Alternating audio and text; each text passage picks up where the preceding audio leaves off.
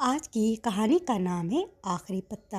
बाहर का प्यारा सा मौसम था, मगर ज़ारा की ज़िंदगी ख़ज़ा से बदतर हो चुकी थी। वो एक मशहूर आर्टिस्ट थी, मगर अब हस्पताल के सफ़ेद कमरे में कैद थी।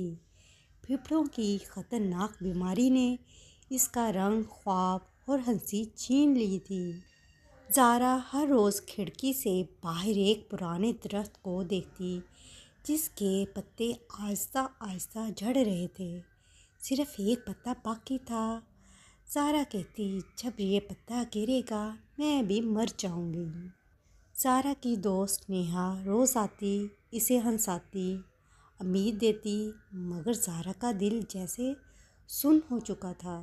एक दिन नेहा ने ज़ारा का जुमला सुना और अंदर से टूट गई।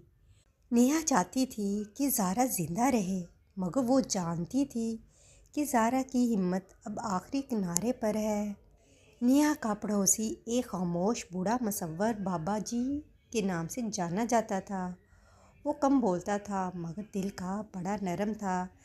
जब नेहा ने इससे सारी बात की तो वो चुप सा हो गया, बस अपनी पुरानी कैनवस और रंगों का थैला उठाकर बाहर निकल गया। उस रात बारिश हुई, तेज़ हवाएं चली और हर तरफ पत्तों की बारिश होने लगी। ज़ारा ने खौफ से खिड़की की तरफ झांका।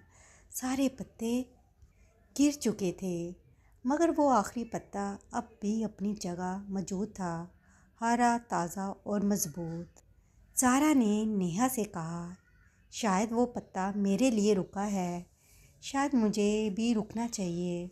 अगले दिन इसने थोड़ा सा खाना खाया, फिर दवा ली और धीरे धीरे इसकी हालत बेहतर होने लगी। एक हफ्ते के बाद डॉक्टर्स ने कहा, ये मौजज़ा है, ज़ारा में ज़िंदगी वापस आ रही है। मगर इसी दिन नेहा ने ज़ारा को बताया कि बाबा जी अब इस दुनिया में नहीं रहे।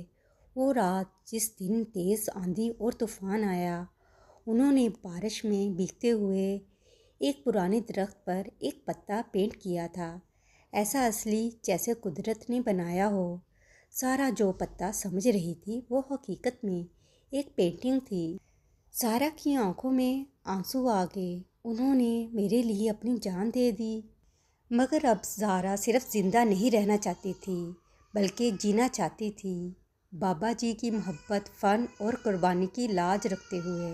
कुछ महीनों बाद ज़ारा ने एक नुमाइश मुनक्कद की, जिसका नाम था आखिरी पत्ता।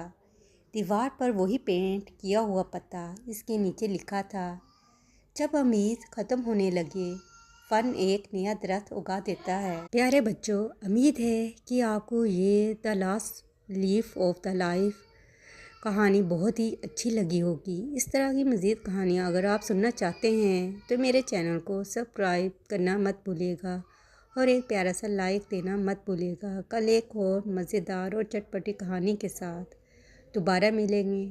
अल्लाह हाफिज़।